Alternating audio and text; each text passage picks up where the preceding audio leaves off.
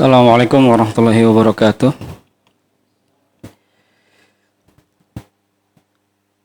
Alhamdulillah. Alhamdulillahilladzi hadana li hadza wa ma kunna linahtadiya laula an hadanallah. Laqad ja'at rusulu rabbina bil haqq wa nudu an tilkumul jannatu uristumuha bima kuntum ta'malun. Asyhadu an la ilaha illallah wahdahu la syarika lah wa asyhadu anna Muhammadan abduhu wa rasuluh. Allahumma salli wa sallim ala nabina wa habibina Muhammad wa ala alihi wa ashabihi wa man sara ala nahjihi wastanna bi sunnatihi ila yaumil qiyamah. Allahumma alimna ma yanfa'una wanfa'na bima 'allamtana wa zidna ilma wa arinal haqqa haqqan warzuqna ittiba'ah wa arinal batila batila warzuqna ijtinabah. Allahumma inna na'udzubika minal baras wal jununi wal juzami min syarril asqam. Allahumma inna na'udzubika an nusyrika bika wa nahnu na'lamu wa nastaghfiruka lima la na'lam. Kita bersyukur kepada Allah Subhanahu wa taala. Alhamdulillah rabbil alamin. Allah masih memberikan kepada kita keamanan, masih memberikan kepada kita kesehatan, masih memberikan kepada kita nikmat makanan. Dan alhamdulillah jika ketiga nikmat tadi masih bisa kita rasakan, maka seakan-akan dunia sudah berkumpul pada diri kita. Nikmat keamanan, nikmat kesehatan, dan nikmat makanan. Alhamdulillah, karena tidak semua saudara kita merasakan ketiga nikmat tersebut, maka kita yang masih bisa merasakan ketiga nikmat tersebut, kita bersyukur kepada Allah Subhanahu wa taala. Dengan bagaimana cara kita bersyukur kepada Allah? Dengan tidak mendurhakainya, dengan tidak menyia-nyiakan kenikmatan yang masih bisa kita rasakan, dengan melakukan dosa, dengan melakukan kemaksiatan. Bagi saudara-saudara kita yang sedang tertimpa musibah, maka kita sebagai seorang muslim memiliki kewajiban untuk bisa menghibur saudara-saudara kita dengan berbagai macam cara yang bisa kita upayakan, dengan berdonasi, dengan mendoakan, dengan menghubungi jika memang kita memiliki kontak saudara kita yang sedang terkena musibah, menghubungi mereka dengan mengajak untuk bersabar terhadap musibah yang sedang menimpa mereka. Karena yang harus kita perhatikan di sini, musibah itu bahasa lain dari azab. Jangan kita terlena dengan kata musibah, karena musibah itu sama dengan azab. Sebagaimana hal ini diutarakan oleh para ulama. Kita terkadang hanya memandang musibah sebagai kejadian alam semata. Musibah hanya kejadian yang disebabkan oleh keserakahan manusia semata. Tetapi musibah itu sama dengan azab. Maka bagi kita yang masih diselamatkan oleh Allah Subhanahu wa taala dari musibah, jangan sampai kita mengambil pelajaran dari diri kita sendiri, dari musibah yang menimpa kita. Justru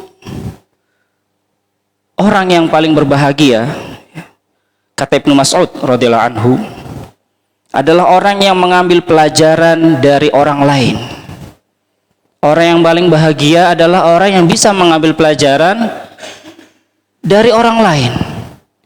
Sedangkan orang yang celaka adalah orang yang mengambil pelajaran dari dirinya. As-sa'idu man itta'adha bi ghairihi was-saqiyyu man itta'adha bi nafsihi. Orang yang berbahagia adalah orang yang mengambil pelajaran dari orang lain. Sedangkan orang yang celaka adalah orang yang mengambil pelajaran dari dirinya sendiri. Maka Bagaimana kita bisa memilih? Karena pilihannya cuma dua. Kita menjadi orang yang berbahagia atau kita menjadi orang yang celaka. Setelah musibah itu datang, baru kita mengambil pelajaran. Jangan sampai. Maka ketika Allah sudah memperingatkan sebagian hambanya, sebagian manusia dengan kejadian-kejadian yang kita saksikan belakangan ini, kita mengambil pelajaran. Baik, bagi kita kaum muslimin, kita mengucapkan innalillahi wa inna ilaihi raji'un. Allahumma ajurhum fi musibatihim wa khlufhum khairan minha. Saudara-saudara kita yang terima musibah, kita mengucapkan kalimat istirja, karena kita semua adalah milik Allah, dan kepada Allah kita akan kembali dibangkitkan. Maka kita menghibur saudara kita dengan mengupayakan apapun yang bisa kita upayakan dari kemampuan yang kita miliki, dari harta, apapun yang bisa kita upayakan, kita serahkan, kita berikan, kita donasikan untuk saudara-saudara kita yang sedang tertimpa musibah. Dan musibah ini juga sebagai pengingat, ya kan, sebagaimana sudah kami sampaikan tadi, kepada kita, kepada hamba Allah, agar kembali kepada Allah, meningkatkan kualitas ibadah. As-sa'idu man itta'adha bi ghairihi was-saqiyyu man itta'adha bi nafsihi. Orang yang bahagia adalah, sekali lagi, orang yang mengambil pelajaran dari orang lain. Dan orang yang celaka adalah orang yang mengambil pelajaran dari dirinya sendiri. Baik, sedikit kami akan menyampaikan sebelum kita masuk kepada pembahasan kita. Di sini ada satu pertanyaan yang perlu kita renungkan. Ya, pertanyaan yang ditujukan kepada Syekh Salim bin Eid Al-Hilali. Apakah bencana-bencana yang terjadi khususnya di Indonesia termasuk azab Allah? Insyaallah. Dan jawabannya Syekh Salim bin Eid Al-Hilali langsung to the point saja, membawakan perkataan Ibnu Mas'ud tadi. Musibah-musibah yang terjadi menimpa umat ini secara keseluruhan, tidak hanya di Indonesia, secara keseluruhan. Ada dua bentuk penyebabnya. Ada dua bentuk penyebabnya. Tidak mungkin Allah kemudian menghukum satu kaum, mendatangkan musibah, mendatangkan azab, melainkan di situ pasti ada pemantiknya, ada sebabnya. Yang pertama, hukuman. Dan yang kedua, sebagai penebus dosa. Enggak ada pilihan ketiga, enggak ada pilihan keempat, cuma dua. Kenapa musibah itu datang? Kenapa bencana itu datang? Yang pertama sebagai bentuk hukuman, dan yang kedua sebagai bentuk penebusan dosa. Tidak ada yang lain. Jika merupakan hukuman, maka itu adalah hukuman atas maksiat yang dilakukan oleh penduduk setempat. Dan jika merupakan penebusan dosa, maka itu adalah penebusan dosa bagi pelaku maksiat. Kalau musibah itu menimpa kita, berarti tebusan dosa buat kita. Tapi kalau sudah merata, ini berarti hukuman yang merata. Karena sudah tidak bisa ditangani lagi. Ya, bersih-bersih.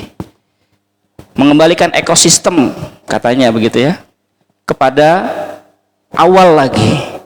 Ya, seperti kita, seperti sudah sering kita sampaikan, kalau baju kita sudah sangat kotor, yang kita lakukan adalah mencuci semua. Tidak hanya bagian-bagian tertentu, tetapi semua kita cuci. Kita bersihkan agar kembali menjadi bersih lagi, agar kembali menjadi sedap dipandang, enak dipakai. Seperti itulah Allah menjaga buminya. Maka kalau kita berada di satu lingkungan, kita jaga lingkungan kita bersama dengan saling mengingatkan agar tidak terjadi penyelewengan, agar tidak terjadi pengabaian hak Allah. Karena Allah memiliki hak yang harus kita tunaikan. Setidaknya kita mengajak saudara-saudara kita, tetangga kita, ayo kita sholat ke masjid. Ayo kita bersyukur kepada nikmat yang Allah berikan kepada kita, keamanan, kesehatan, makanan. Oleh karena itu, orang yang berakal maka hendaknya ia berhenti dari berbuat dosa, berbuat maksiat. Kesimpulannya, musibah itu diakibatkan dari perbuatan maksiat, kalau kata Syekh Salim bin Eid Al-Hilali. Banyak hadis yang mengutarakan atau mengungkapkan bahwa yang namanya perbuatan maksiat itu mengundang bencana. Sebagaimana salah satu yang dikutip di sini, ya ma'syarul muhajirin, khamsun idab tulitum bihinna wa a'udzu billahi an tudrakuhunna wa ma lam tadhharil fahisha fi qaumin hatta yu'linu biha. Ini sudah pernah kita sampaikan. Jadi, wahai orang-orang muhajirin, wahai kaum muhajirin, khamsun idab tulitum bihinna wa a'udzubillahi an tudrikuhunna. 5 perkara jika kamu ditimpa oleh 5 perkara ini, dan aku memohon perlindungan kepada Allah agar kamu tidak mendapatkannya. Yang pertama, malam tazharil fahishatu fi qaumin hatta yu'linu biha illa dhahara fihimul amrad. Tidaklah muncul al-fahishah, perbuatan keji. Ya, perbuatan keji di sini lebih kepada perbuatan yang nampak kita saksikan seperti perzinaan, minum khamr, judi, merampok, bakhil, dan lainnya pada satu masyarakat. Hatta yu'linu, sehingga mereka melakukannya terang-terangan.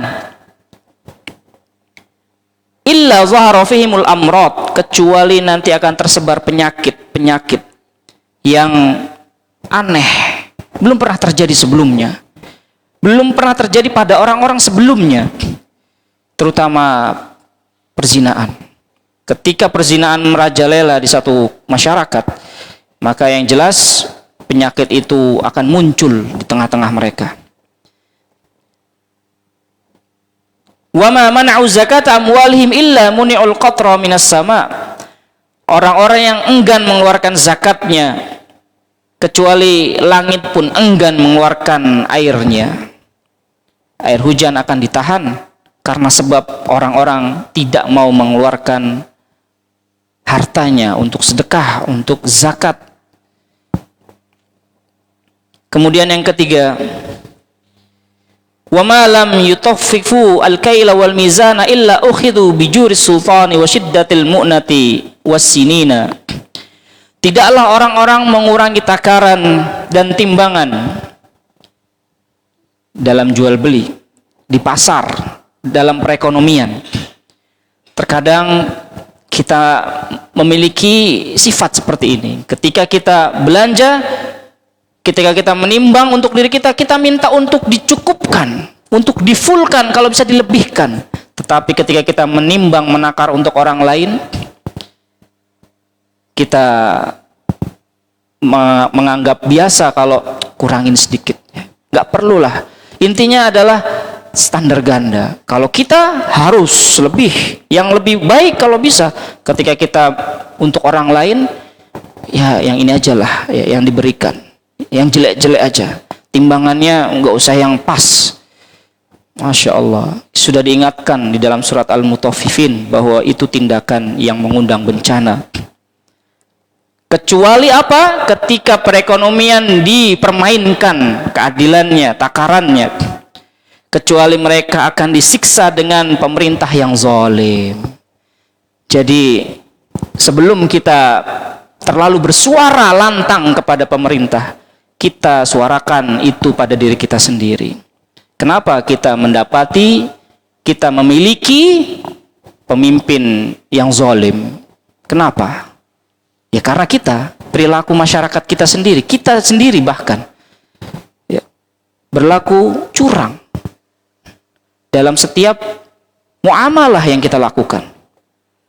Kehidupan pun akan menjadi susah, paceklik. Itu karena tidak mencukupkan takaran, tetapi mengurangi takaran dan timbangan. Dan yang keempat, wa ma lam tahkum a'immatuhum bi kitabillahi wa yatakhayyaru mimma anzalallahu illa ja'alallahu ba'sahum bainahum syadid. Dan selama pemimpin-pemimpin ya negara dan masyarakat tidak berhukum dengan kitab Allah, tidak menjadikan Al-Quran sebagai pedoman, dan memilih sebagian apa yang Allah turunkan. Jadi dalam beragama ya setengah-setengah. Dalam hal ini tegas, dalam hal ini tidak tegas. Mengambil sebagian yang ada dalam Al-Quran dan meninggalkan sebagian yang lain. Kecuali Allah menjadikan permusuhan yang keras di antara mereka. Rakyat dan pemimpin bermusuhan. Apa sebab? Ya, karena keadilannya tidak merata. Hukum yang standar hukumnya adalah standar hukum manusia. Akhirnya permusuhan terjadi ketika keputusan hukum yang ditentukan, yang diputuskan berat sebelah, tidak adil. Seperti itulah yang terjadi. Baik, sekarang mari kita kembali kepada pembahasan kita, karena pembahasan kita cukup panjang dan mudah-mudahan bisa selesai pada kesempatan kali ini. Kita akan membahas, kemarin sudah kita sampaikan al-ghururu bin nafsi, poin yang pertama. Ya, jiwa yang tertipu atau kesombongan nafsu kita, ketertipuan nafsu kita. Di awal disinggung oleh penyusun buku ini bahwa seorang yang berakal hendaknya dia berwaspada, ya, waspada terhadap kekeliruan yang ditimbulkan oleh nafsunya, oleh jiwanya, dengan berbagai macam bentuk intrik dan alasan. Agar apa? Agar kemaksiatan yang dilakukan, agar kelalaian yang dilakukan itu langgeng. Kadang-kadang manusia itu ya menganggap biasa, menganggap aman terhadap kemaksiatan yang dilakukan, kelalaian yang dia lakukan. Maka seorang yang berakal hendaknya dia berhati-hati terhadap hal ini. Nafsu atau jiwanya menipu dia. Hati-hati, karena diri kita bisa menipu diri kita sendiri. Jiwa kita, hati kita menipu diri kita. Karena hati kita ini kan rajanya. Ketika hati kita sudah berkata kepada diri kita sendiri atau akal kita, sudahlah, santai sajalah ya. Yang kamu lakukan itu enggak akan mengundang bahaya. Sebagaimana kita di jalan ya, karena saya selalu berkendara ketika menuju ke tempat ini, saya dapati, bahkan terkadang saya pribadi pun pernah melakukan, dan waliyadzubillah, seperti misalnya lampu merah ya, simple, nggak ada CCTV-nya, lewat aja gitu ya, terobos aja, aman, terobos aja. Sekali dua kali kita aman. Jangan kita anggap sesuatu yang melanggar itu selamanya akan berbuah keamanan. Terkadang ya, tanpa kita sadari, ketika kita menerobos lampu merah, celaka kita. Pasti ada saat di mana kita mengambil pelajaran dari diri kita sendiri, dan itulah orang yang celaka. Maka jiwa kita bisa menipu diri kita dengan apa? Dengan bersandar kepada ampunan Allah. Ya, kita ngelanggar lampu merah, santailah ya. Ya, polisinya masih kerabat kok, ya kan? Ya, tinggal telepon aja kalau ditilang dan sebagainya. Kita bersandar kepada ampunan Allah. Allah Maha Pengampun. Ya, apa yang kita lakukan, ya, kemaksiatan yang kita lakukan, tenang, Allah Maha Pengampun. Allah luas ampunannya. Atau kita tertipu dengan sudahlah, taubatnya nanti aja ya. Nikmatilah dulu ya perilaku yang kita sedang nikmati sekarang. Jalan pintas. Karena memang manusia yang menginginkan kenikmatan dunia, mereka itu kan mengambil jalan pintas. Ketika kita bermaksiat, kita sejatinya sedang mengambil jalan pintas yang bukan rutenya. Karena kita nggak sabar. Pasti ketika kita bermaksiat, kita nggak sabar. nggak sabar untuk menempuh rute yang seharusnya, sehingga kita perlu mengambil jalan pintas untuk mendapatkan kenikmatan yang sesaat, karena kita nggak sabar untuk menempuh rute yang seharusnya. Begitulah yang terjadi bagi orang-orang yang kemudian melakukan perzinaan, melakukan pencurian. Nggak sabarlah aku nih dengan kemiskinan ini. Ya, kemudian dia pelajari trik-trik untuk mencuri, merampok dan sebagainya. Waliyadzubillah. Menunda-nunda taubat, atau dia beristighfar dengan lisannya. Sudahlah, dosa yang kita lakukan bisa kok dihapus dengan istighfar lisan kita. Padahal taubat itu pintu utamanya adalah istighfar. Betul, membuka dengan istighfar, tapi jangan cuma dibuka doang, dilanjutkan dengan taubat. Istighfar kita kalau masih melakukan dosa lagi, berarti masih membutuhkan istighfar yang berikutnya. Atau kita dengan melakukan hal-hal yang sunnah, tenang, kemaksiatan yang kita lakukan ini, ya, kesalahan yang kita sering lakukan ini, kebijakan-kebijakan yang kita buat yang merugikan orang banyak ini, tenang, ya, kita lakukan dengan ibadah-ibadah yang sunnah. Kita perbanyak sholat tahajudnya, kita selalu melakukan sholat duha, tetapi dia masih melakukan kezoliman. Apalah artinya itu? Masya Allah. Atau dia mengatakan, berdalih dengan takdir Allah,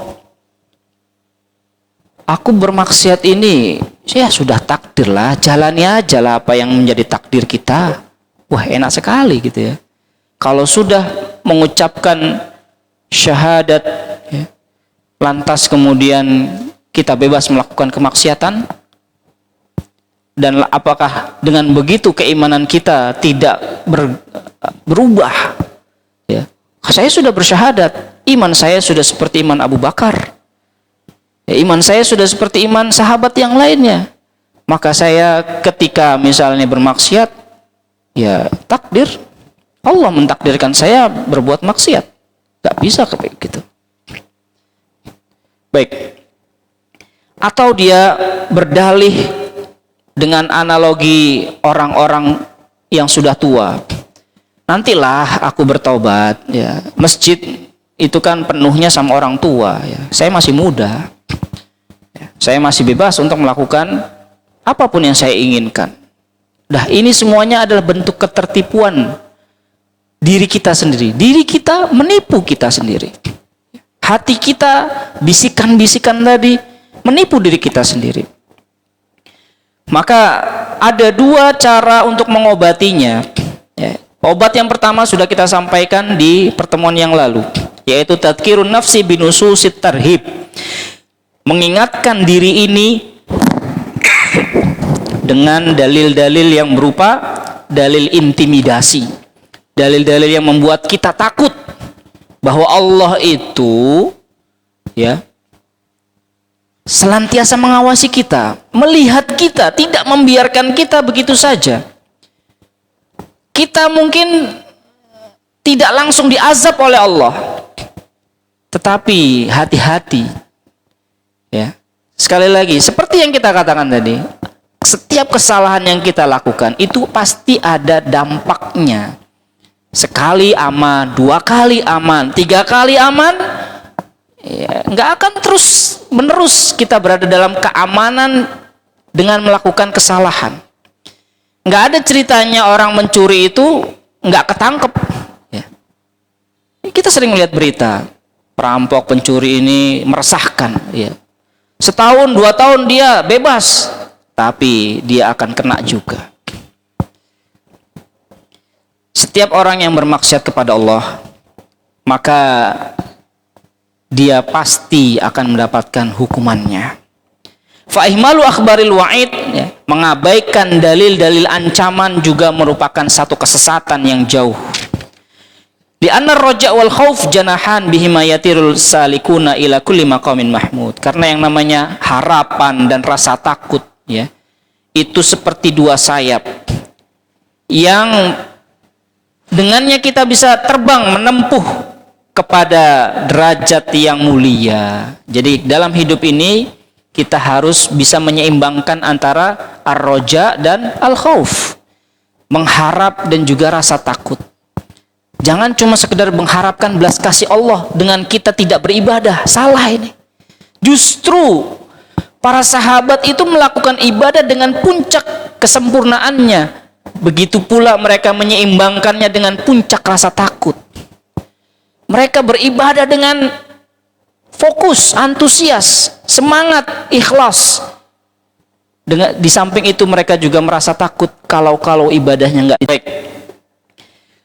Itu yang pertama tadi, bagaimana cara mengobati al-ghurur bin nafs adalah dengan mengingatkan diri kita dengan dalil-dalil intimidasi. Kemudian yang kedua yang akan kita bahas adalah al-ilmu bi anna husna dhanni yajibu an yakuna ma'a mulazamatil a'mali wal muwadhabati 'ala tha'ah. Dan tekun di dalam ketaatan, al-muwadhabah 'ala tha'ah. Dan di antara bentuk dampak daripada at-taladzud bidawamil iqbal 'ala Allah, ya, di antara dampak daripada kita senantiasa mempertahankan amal yang kita lakukan dan tekun di dalam ketaatan adalah kita senantiasa konstan, ya, konstan, selalu menikmati perubahan yang kita sadari, ya, yang kita sadari bahwa kita sedang menuju Allah. Kalau kita senantiasa mulazamatul a'mal, mempertahankan, ya, amal yang kita lakukan, sholat subuh selalu di masjid, sholat zuhur, asar, maghrib, isya, semuanya kita pertahankan untuk selalu sholat di masjid, ya. Kejujuran selalu kita upayakan, ya.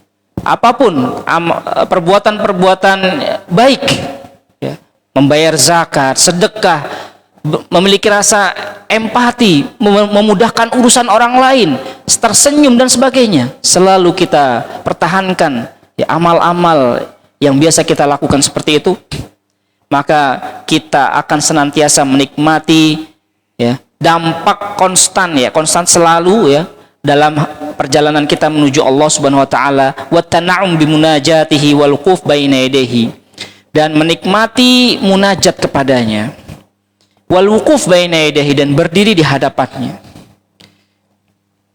Baik. Di dalam hadis qudsi Allah Subhanahu wa taala berfirman, ya, di dalam hadis qudsi Allah Subhanahu wa taala berfirman, ana 'inda dhanni 'abdi bi.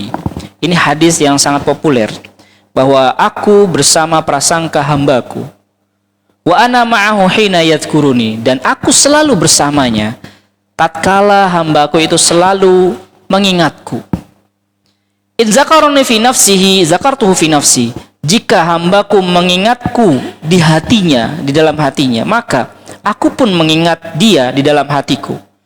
Dan jika dia mengingatku di dalam satu majlis, maka aku pun mengingat dia di dalam majlis yang lebih baik darinya.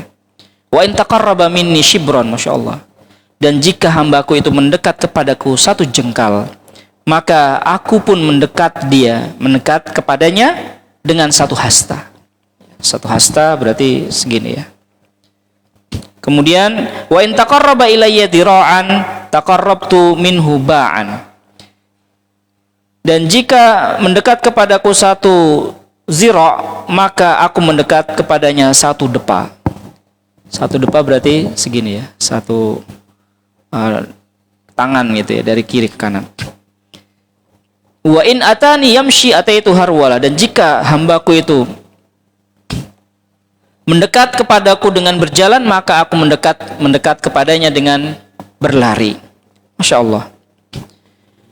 Fa husnu dhanni innama yakunu ma'al ihsan. Maka husnuzon, berbaik sangka, berprasangka yang baik kepada Allah, itu harus dibarengi dengan berbuat ihsan, berbuat baik.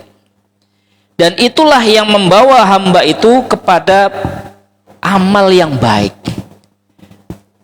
Jadi kalau kita ingin berprasangka kepada Allah dengan ya Allah mudah-mudahan amalku itu diterima, maka kita pasti akan mengupayakan amal yang sempurna, amal yang maksimal. Gimana coba kalau kita aja kalau misalnya ya Allah mudah-mudahan persembahanku ini diterima, gitu ya. Kita kalau mau ngasih sesuatu ke orang dan agar diterima pemberian kita, pasti kita akan memberinya dengan maksimal, sempurna, yang baik, nggak asal-asalan. Nggak mungkin kan kita aja sebagai manusia yang bertetangga memberikan makanan yang sudah nggak layak gitu ya kepada tetangga kita. Apakah diterima sama tetangga kita? Buang, ya, nggak akan diterima, dibuang. Pemberian kita bagaimana caranya bisa diterima? Kita pasti mengupayakan yang terbaik. Begitu pula seorang hamba, kalau dia berprasangka kepada Allah, bagaimana caranya amalku ini diterima, maka dia akan melakukannya dengan sempurna. Itulah ikhlas. Ikhlas itu tuntutan paling utamanya adalah maksimal, profesional. Profesional itu berarti sesuai dengan ketentuannya, nggak main-main, nggak asal-asalan. Fa innal muhsin yadhunnu bi rabbi anna yujazihi ala ihsanihi. Seorang yang muhsin, maka derajat ihsan ini derajat tertinggi dalam agama kita. Yaitu derajat di mana seseorang itu kalau beramal, ya, itu mencapai pada kesempurnaannya. Mencapai pada kesempurnaannya itu biar apa? Biar Allah lihat dong amalku ini, kan gitu ya. Ya Allah, lihatlah amalku ini, aku sudah berupaya yang terbaik. Kita aja kalau kerja, seorang anak aja, ya anak kita kalau masih kecil itu kalau misalnya dia mengerjakan sesuatu yang sempurna, dia itu pengen apa? Pengen dilihat, ya kan? Pak, bapak, ayah, ini loh, aku udah kerjain ini loh PR-ku. Oh iya, dia kan selalu berupaya agar bisa dilihat amalnya, karena dia sudah mengupayakan yang terbaik. Coba dia kalau misalnya masih asal-asalan, nggak mungkin kan dia bilang, ayah lihat dong hasilku, nggak akan juga dilihat juga. Maka al-muhsin, orang yang ihsan itu adalah yang dia yazunnu bi rabbi, dia berprasangka kepada Tuhannya bahwa Allah nanti akan membalas setiap perbuatannya. Maka Masya Allah ya, ihsan itu seperti kita melihat Tuhan kita, seperti kita betul-betul mencapai pada puncak di mana kita hanya ingin yang terbaik yang bisa kita persembahkan, kemudian Allah melirik apa yang kita persembahkan, dilihat, diterima. Itulah ihsan. Dan ini susah memang, butuh latihan. Bagaimana caranya kita bisa, ya Allah, bukan dengan orang lain kita sedang ingin dilihat gitu, tetapi dengan Allah kita ingin dilihat. Kalau kita tidak bisa melihat, maka kita merasa dilihat, kan begitu ihsan. Maka Allah ini adalah sesuatu yang besar, sesuatu yang susah, tapi kita upayakan. Amma iddi'a'u husnizzon, adapun orang yang hanya berpura-pura mengaku berprasangka baik kepada Allah, tetapi dia masih mengiringi dengan menuruti hawa nafsunya, maka inilah orang yang dinamakan orang yang tidak mampu atau orang yang ceroboh. Sebagaimana di dalam hadis disebutkan, al-kayyisu man dana nafsahu wa amila lima ba'dal maut. Orang yang cerdas, orang yang berakal adalah orang yang mampu menghakimi dirinya. Ya, dana nafsahu itu maksudnya mampu menghakimi dirinya, mampu melihat kadar kemampuan dirinya bahwa aku ini masih kurang. Lantas apa yang harus aku lakukan? Aku sempurnakan. Itulah orang yang cerdas. Setiap kali dia beramal, dia selalu merasa, ya Allah, diterima enggak ya amalku? Ya Allah, begitu kan? Itu orang yang husnuzon sama Allah. Bukan orang yang husnuzon sama Allah itu asal-asalan ibadahnya, ya, kemudian dia masih bermaksiat. Ya, ini kan sesuatu yang enggak nyambung. Inilah orang yang dinamakan al-ajiz dalam hadis ini. Ya, jadi orang yang cerdas adalah dia yang selalu berpikir orientasinya itu adalah kehidupan setelah kematian. Karena kita hidup di dunia ini bukan untuk menjadikan tujuan, tetapi ini adalah kehidupan sementara di mana kita perlu bekal untuk kemudian kita menuju kepada kehidupan yang sejati, menuju Allah Subhanahu wa taala. Al-ajiz, adapun orang yang ajiz tadi, orang yang tidak mampu, atau orang yang ceroboh adalah orang yang selalu menuruti nafsunya. Dirinya, jiwanya selalu menuruti keinginan nafsunya. Wa tamanna. Sekali lagi, orang yang ajiz itu adalah orang yang tamanni. Tetapi orang yang kayis, dia adalah orang yang berhusnuzon sama Allah. Beda antara husnuzon dengan tamanni. Tamanni itu berangan-angan saja. Berangan-angan ya, dengan kemaksiatannya Allah mengampuni. Ya, dengan perbuatannya dia akan aman daripada hukuman Allah. Yang penting kan aku sudah bersyahadat. Aku tidak syirik kepada Allah. Masya Allah. Ya, belum tahu aja perjalanan panjang nanti di akhirat. Ketika melewati sirat yang terbentang di antara Jahannam, di situ nanti ada kait-kait, ya, besi-besi yang berusaha untuk mencaplok ya setiap orang yang melewati sirat tadi sesuai dengan amal perbuatannya. Baik. Al-musi'ul musir, adapun orang yang al-musir, orang yang buruk yang selalu dia ulangi keburukannya terhadap dosa, mustauhishun, dia adalah orang yang kesepian dari Tuhannya, menyimpang ya. Dia syarid, dia justru menjauh dari Allah Subhanahu wa taala sesuai dengan kadar keburukannya. Jadi setiap keburukan yang kita lakukan itu membawa kita kepada penyimpangan dan menjauh dari Allah Subhanahu wa taala. Muta'arridun li ghadabillah, dan dia sedang membawakan dirinya untuk mengena terhadap ancaman atau murka Allah. Ketika al-musi, seorang yang buruk, yang musir, yang selalu berlaku buruk terhadap dosa, maka dia sejatinya adalah orang yang kesepian. Qad hana alai haqquhu fa'adha'ah. Orang yang seperti ini melalaikan, menyepelekan hak Allah dan kemudian diabaikan hak Allah. Fa kaifa yuhsinu dzanna bihi? Bagaimana mungkin orang seperti ini disebut dengan orang yang husnuzon sama Allah, berprasangka baik dengan Allah, sementara dia telah mengadakan perlawanan ya kepada Allah Subhanahu wa taala. Baik. Sedikit kita kemudian mengamati bagaimana kehidupan Nabi. Ya, tatkala menjelang kematiannya, Masya Allah. Saat itu Nabi memiliki beberapa dinar, Masya Allah. Disebutkan 6, 7, ada yang mengatakan 9 dinar. Kemudian Aisyah yang menemani istri beliau ya, yang menemani Rasulullah di saat-saat terakhirnya, kemudian dititipi ya, kepingan-kepingan emas tadi. Tetapi Nabi memerintahkan kepada Aisyah dibagikan ya, uang ini dibagikan, jangan kita pegang. Dan Nabi sakit. Kemudian Aisyah tersibukkan dengan mengurus Nabi ya ketika beliau sakit, sehingga amanah tadi belum tersampaikan untuk membagikan ya, menyedekahkan uang ya sebanyak 6, 7 atau 9 dinar. Dan tatkala Rasulullah sembuh, kemudian ditanyain dong sama Nabi, Aisyah, mana uang yang aku titipkan? Kemudian kata Aisyah, aku tersibukkan dengan merawatmu ya Rasulullah, merawat penyakitmu. Jadi belum sempat aku kemudian membagikan atau menyedekahkan uang tadi. Kemudian mana uangnya?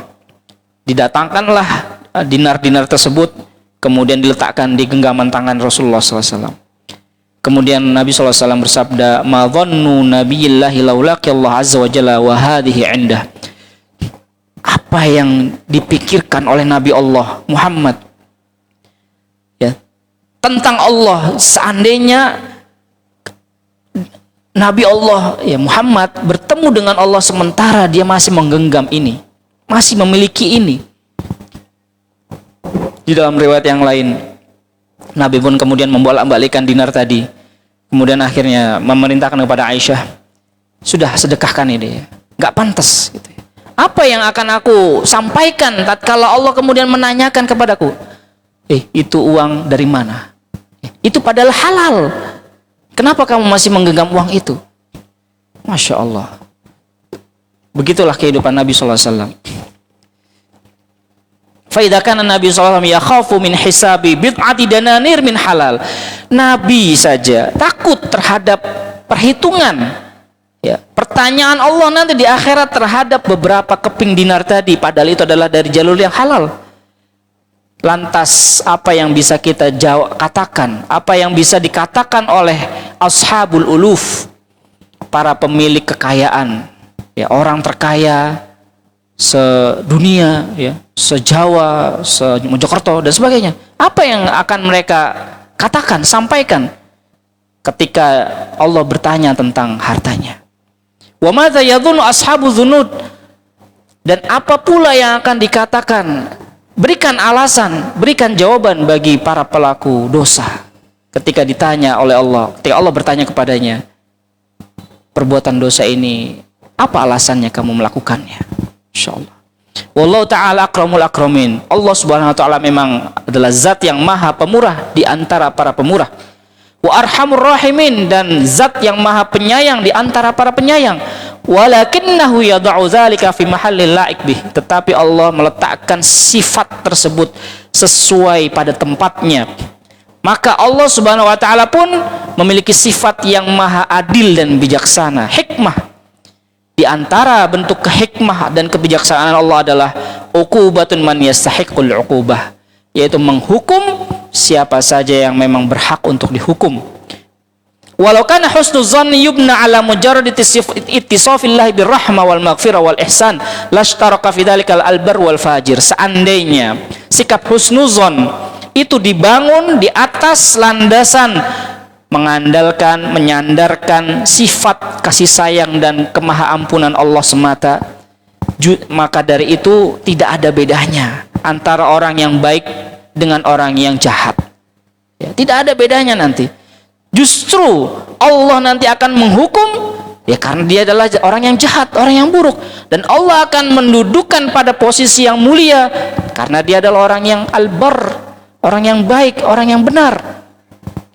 Dia adalah seorang mukmin, tempatnya di surga. Dia adalah seorang yang kafir, tempatnya di neraka.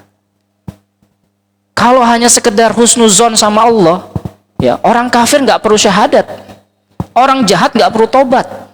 Udahlah mas, ya, kamu lanjutkan sajalah kemaksiatanmu. Ya, Allah Maha Pengampun. Tuhan kita sama, agama kita semuanya sama kok, ya kan? Ya, Masya Allah, pluralisme jadinya, semua agama sama, enak sekali gitu ya. Nggak ada bedanya nanti orang mukmin sama orang kafir. Apa gunanya Allah mengatakan ya ayyuhal kafirun dan sebagainya? Nggak ada bedanya nanti. Maka disinilah letak keadilan Allah sesuai pada tempatnya dong. Nggak semua orang bisa masuk surga, harus ada kuncinya. Ya, kunci surga itu kita cari, makanya kita sampaikan kepada khalayak ramai, mas,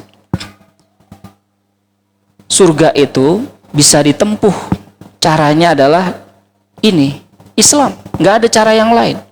Karena Allah hanya menjamin Islam, tidak menjamin agama yang lain, yang otentik, yang asli. Kita dalam kehidupan dunia, kita saja pasti ingin membeli sesuatu yang otentik, yang asli, yang genuine parts gitu kan, yang asli, bukan yang palsu, KW. Nggak ada jaminannya soalnya kalau kita beli sesuatu yang palsu, nggak akan ada jaminannya. Kita beli apa yang palsu, nggak dijamin. Kalau kita beli asli, tenang kita, jaminan jelas. Jaminan kualitas, jaminan garansi, jaminan kepuasan, semuanya kita dapatkan. Maka jaminan dalam kehidupan ini adalah ada di dalam Islam. Inna dina indallahil Islam, wa may yabtaghi ghairal islami dinan falan yuqbala minhu.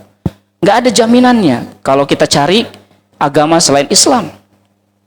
Maka kita harusnya menjadi manusia yang cerdas. Kita mencari kehidupan ini, kehidupan yang otentik. Agama yang paling asli, agama yang otentik, ajaran yang paling otentik yang kita telusuri, yang kita ikuti, bukan ajaran yang palsu, yang menyesatkan. Kita lanjutkan. Sudah azan, ya? Silakan untuk azan dulu.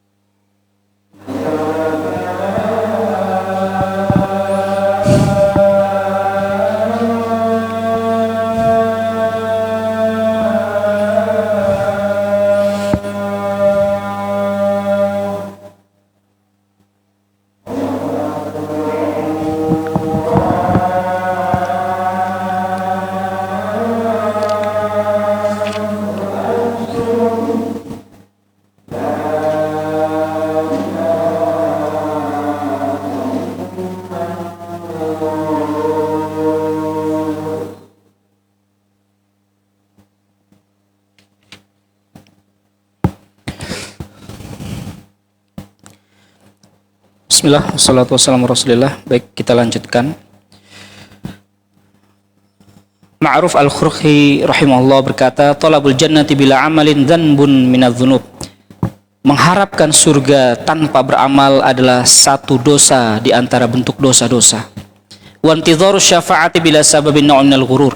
Dan mengharapkan syafaat, pertolongan tanpa mencari sebab, tanpa mengikuti sebabnya adalah bentuk kesia-siaan, bentuk kesombongan, bentuk ketertipuan. Wartija'u rahmatin man la yuta' jahlun wa humkun. Mengharapkan belas kasih kepada zat yang tidak ditaati. Kita mengharapkan sebagai anak, contohnya mengharapkan belas kasih orang tua kita, tapi kita selalu membangkang perintahnya, tidak mentaatinya. Ini kan sesuatu yang bodoh gitu ya, nggak mungkin, nggak masuk akal. Kita mengharapkan belas kasih orang tua kita, sementara kita selalu nakal, selalu bandel, nggak memperhatikan perintahnya, membangkang perintahnya, melanggar larangannya. Ini adalah bentuk jahlun wa humkun, kebodohan dan humkun. Ya, bahasa kita ketololan. Masya Allah. Sa'ala rajulun al-Hasan al-Basri, kaifa nasna'u bi aqwamin yukhawifunana hatta takadu qulubuna yatir. Hasan al-Basri suatu ketika ditanya oleh seseorang, bagaimana sikap kita jika kita bermasyarakat dengan satu kaum yang mereka itu selalu menakut-nakuti kita, ya, selalu mengingatkan kita tentang akhirat, ya, tentang bahaya dosa, sampai-sampai hati kita itu melayang karena saking takutnya. Kemudian apa kata Hasan al-Basri? Wallahi la antashab aqwaman yukhawifunaka hatta yudrikakal amn khairun lak. Demi Allah, engkau berteman, bersahabat dengan komunitas, teman-teman yang selalu menakut-nakutimu, ya, selalu mengingatkanmu tentang akhirat, tentang bahaya dosa, itu lebih baik, ya. Hatta yudrikakal aman, sampai kamu mencapai keamanan. Kita itu kalau mau merasa aman bukan dengan melakukan pelanggaran, kan begitu ya. Bagaimana kita bisa mendapatkan atau keamanan itu datang kepada kita? Kita akan mematuhi peraturan. Di dalam lingkungan kerja, kita kalau mau cari aman, ya bekerja dengan profesional. Aman kita. Kalau kita ingin hidup di dunia ini dengan keamanan, kita ikuti apa yang dimaui oleh Allah. Bukan semau saya. Kalau hidup ini semuanya adalah semau saya, suka-suka saya, dosa-dosa saya yang melakukan, nggak bisa begitu. Nanti yang dihukum bukan cuma kamu, kita semua kena imbasnya hukuman itu. Itulah yang dinasihatkan Hasan Al-Basri. Kamu bersahabat dengan orang-orang yang selalu mengingatkanmu tentang bahaya dosa, mengingatkanmu tentang wajibnya sholat dan sebagainya, tentang hak-hak Allah. Itu lebih baik daripada kamu berteman dengan orang-orang yang sukanya santai, ya. Ini aman, nggak masalah, nggak dihukum, ya. Apa yang kita lakukan ini hobi, ya. Kita punya komunitas yang banyak, nggak ada kok tiba-tiba yang kita lakukan ini tiba-tiba datang bencana. Nggak, aman. Ini komunitas yang buruk, ya. Sampai kamu nanti dikuasai oleh ketakutan karena musibah akhirnya datang, bencana itu akhirnya datang, azab itu betul-betul nyata. Itu kalau kalian, kata Hasan Al-Basri, kalau kalian berteman, kamu berteman dengan orang-orang yang seperti itu, komunitas-komunitas yang hanya, ya, melakukan hobinya semaunya saja, melakukan. Rasulullah SAW bersabda, yu'ta bi an'ami ahli dunia. Ini sebagai pengingat buat kita semua. Nanti pada hari kiamat dihadirkan orang yang paling kaya, ya, bi an'ami ahli dunia, orang yang selalu menikmati kemewahan di dunia di antara orang-orang penduduk neraka. Akan didatangkan dia. Kemudian orang ini nanti akan dicelupkan ke dalam neraka, sekali celupan saja. Kemudian dikatakan kepada orang ini, wahai anak Adam, setelah kamu merasakan celupan neraka, orang yang kaya tadi, apakah kamu masih melihat ada kebaikan dari kekayaan yang kamu miliki? Apakah kamu masih bisa merasakan kenikmatan itu? Kenikmatan, kemewahan, ya, kenikmatan surga dunia yang kamu rasakan. Kemudian kata orang ini apa? La wallahi ya Rabb. Gak sama sekali, gak. Wis. Kekayaan yang aku miliki ini, sekali aku masuk ke neraka, wes hilang sudah. Rasa nikmat itu sudah gak ada. Gak ada lagi aku rasakan.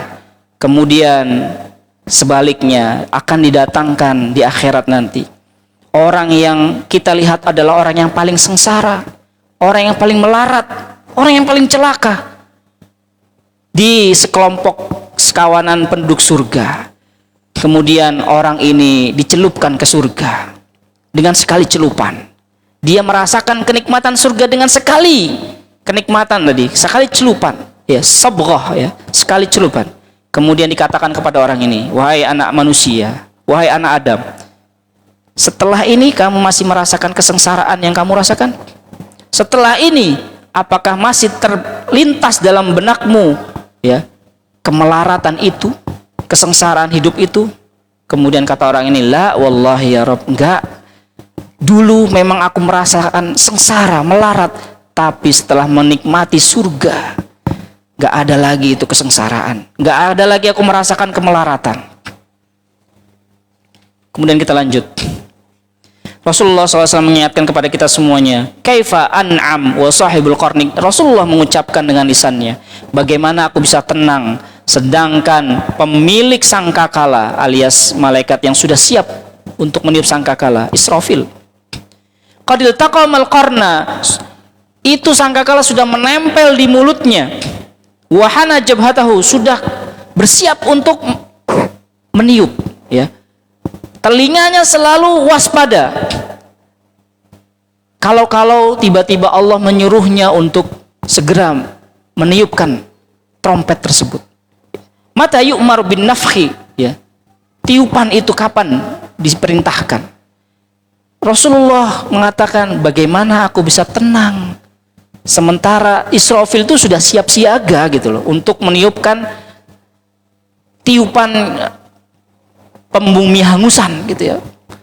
Kiamat dengan 2 kali tiupan. Ya, ada yang mengatakan 2 kali, ada yang mengatakan 3 kali tiupan. Faka'anna dzalika saqula ala ashabin Nabi. Ketika Rasulullah kemudian mengatakan itu, para sahabat yang mendengarkan itu menjadi rasa berat rasanya. Sesak dadanya karena memang ini permasalahan yang berat ya, bukan permasalahan yang sepele. Kemudian Rasulullah menenangkan para sahabat dengan mengatakan, qulu hasbunallah wa ni'mal wakil. Masya Allah, kita diajarkan ya dengan satu pegangan yang kuat dengan ucapan hasbunallah, cukuplah Allah sebagai penolong, wa ni'mal wakil, dan sebaik-baik pelindung bagi kita semua. Alallahi tawakkalna, kepada Allah kami semuanya bertawakal, menyerahkan diri kita semuanya. Ya Allah, kita menyerahkan diri kita semampu kita mengupayakan amal yang terbaik agar Engkau betul-betul bisa melihat amal kita, ya, betul-betul Engkau bisa melihat apa yang kami lakukan. Meskipun kami memang berusaha untuk melihat Engkau dan tidak mungkin, tetapi paling tidak amal ini yang kami lakukan mudah-mudahan bisa Engkau lihat. Kemudian disebutkan juga oleh Rasulullah bahwa hukuman yang paling ringan yang akan diterima oleh penduduk neraka adalah dengan menggunakan sandal, ya, dari api neraka, yaghli dimaghuhu min hararatin alaihi, dan dengan itu, dengan orang yang memakai sandal dari neraka, ubun-ubunnya otaknya sudah mendidih karena saking panasnya sandal tersebut. Wa qala sallallahu alaihi wasallam, yaqulullahu ta'ala li ahwani ahlin nari adaban. Rasulullah SAW kemudian melanjutkan, Allah Subhanahu wa ta'ala berfirman kepada penghuni neraka yang paling ringan azabnya pada hari kiamat. Allah mengatakan, lau anna laka ma fil ardi min syai'in akunta taftadi bih. Seandainya kamu memiliki kekayaan seluruh isi bumi, apakah dengan kekayaan itu kamu ingin menebus, ya, dirimu yang berada di neraka ini, padahal kamu adalah manusia yang paling ringan azabnya. Kemudian kata orang ini, tentu ya Allah, na'am.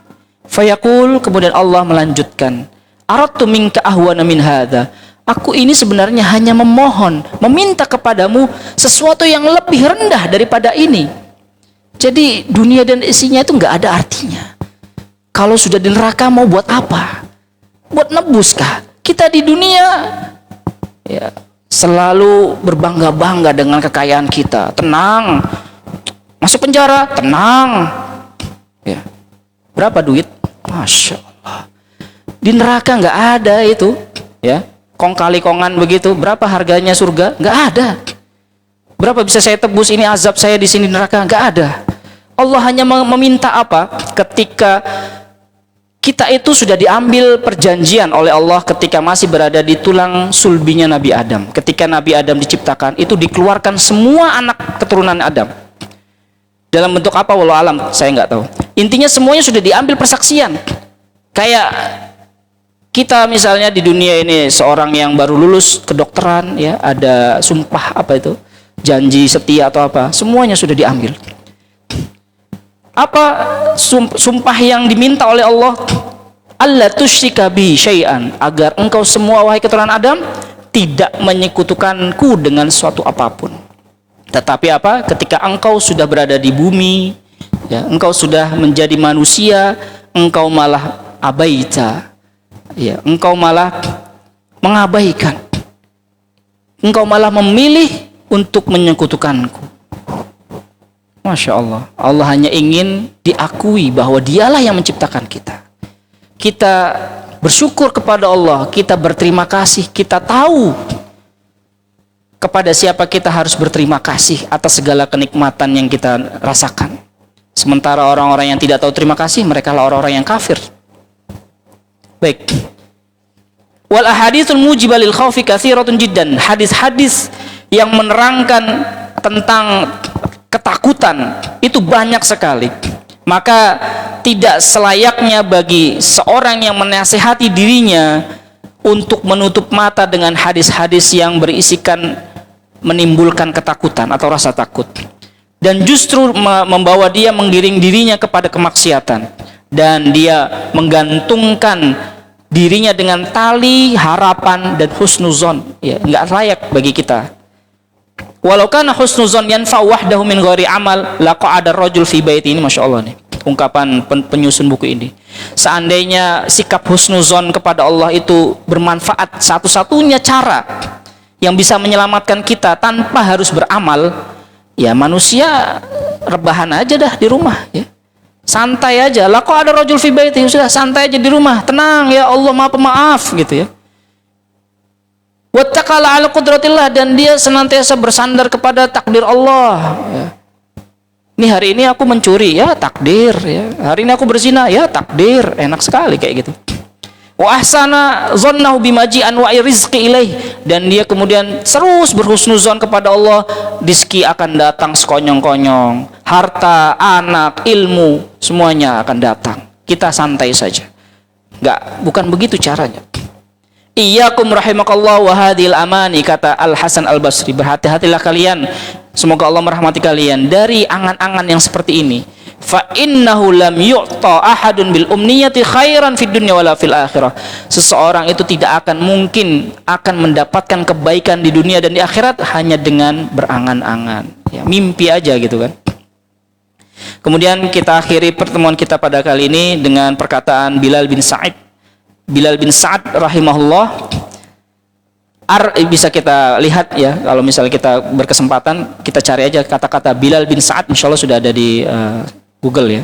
Tetapi di buku ini disebutkan beberapa poinnya saja. Arba'u khisalin jariyatun 'alaikum minar rahmani ma'a zulmikum anfusakum wa khotoyakum. Ada 4 keberkahan yang memang terus dialirkan oleh Allah buat kalian dari Allah Zat yang Maha Pengasih, meskipun kalian berbuat zalim terhadap diri kalian dan kalian selalu melakukan kesalahan. Amma rizquhu fadarun alaikum, adapun rizki Allah maka dia tetap tersedia buat kalian.